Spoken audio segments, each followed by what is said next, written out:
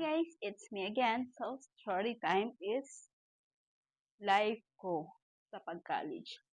So, first, nag-graduate ako sa grade 12. And namatay si Uncle. No? Pag-graduate ko sa grade 12 ko, namatay si tito ko, Problems is kay 2018 napatay yung ate ko. And parang siya yung nagsusupport sa akin yung di pa ako senior high, Kaya now, thankful ako because of nakilala ko si God sa life ko. Yeah. Hindi ko ma-worry sa tanan nga bagay. So, Bisaya yun ha. Hindi ako ma-worry sa lahat ng bagay, because of God to provide needs and everything. You know what, Ang ginagawa ko lang is pray, and God to answer the pray. Ganyan, ang ginagawa ko. Like, may problems ako, pray ko lang yan. May kulang ako sa financial, kulang ganyan. God is very powerful in my life because of because of ah, jo, ay nakakahiyak because of grabe siya provider. Dapat lang si God, hindi mo lang yun siya mabigo o ganyan ganyan. Kung mabigo kasi si God is very siya, masakitan man po na siya, like kita man po, masakitan po kita. Like si God, nasakitan mo na siya kung may mga bagay nga ginahimo ka nga. Hindi mao, ganyan ganyan. Pero start na kilala ko si God is nag-college ako. ah Second year, nakilala ko si God sa life ko.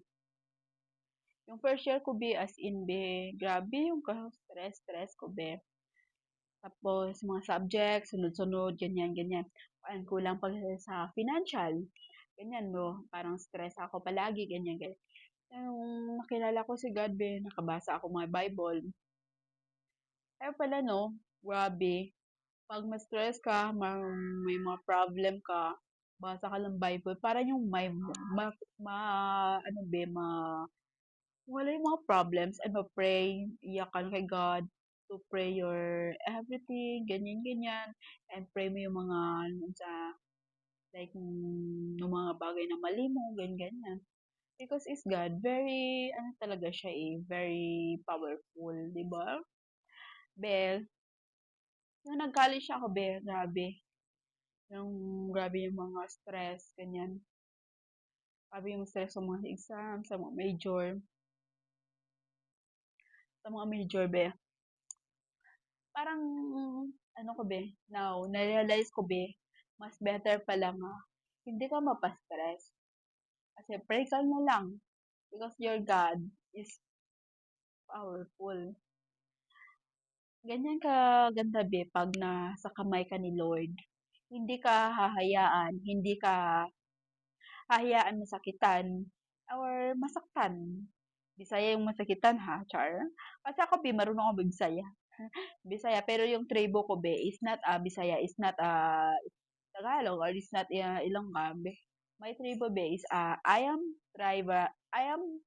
Tiboli. I am pure Tiboli, Pero pasensya kayo sa face ko, ha, kasi stress, hagard dyan. Kasi kakatapos ko lang exam, kaya ngayon, naisip ako gumawa ng content para, i-share ko kung sa yung na-experience ko. Diba, experience ko sa college, stress na stress, yun, And now, is third year na ako, soon, makagraduate na ako. And, hintayin ko lang yun, is pray ko kay God is everything nga makagraduate ako, Because, siya lang man naka-plan sa lahat kung anong gusto natin dito sa mundo, Kasi, huwag tayong ma-focus dito sa bagay-bagay sa mundo. Kasi mag-focus lang tayo kay God. Ganyan lang ginagawa ko, Hindi ako nagpapastress masyado, ganyan, ganyan. May time na grabe na yung problem ko. Pero, stress na stress. Grabe na yun. Pero, ang ginawa ko, pray ka na pray. Di ba pag college nyo rin, grabe yung stress nyo. Kaya ako rin, grabe yung stress ko. Pati yung face ko may pimples na isa. So, now, si Kuya, nagsusupport na sa akin, and because my pray na i-answer na ni God. And thank you, Lord, for everything. You love me and you care me. Thank you, Lord. And now, be, nag-aaral, nag-online seller ako, ha. Grabe si God, grabe siya sa life ko. Hindi niya talaga ako hinahayaan, be. Grabe.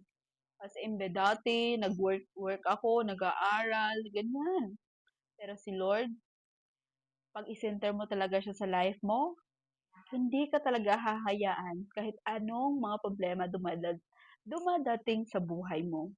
Kaya kayo, ang nanonood nito, isintan mo si Lord sa buhay mo. Ilagay mo siya sa heart mo, sa isip, sa puso mo. Palagi mo siya isinter. And kung may problem ka, palagi ka rin niyang inuunahan. Kaya, thank you for watching. Bye-bye! Love you!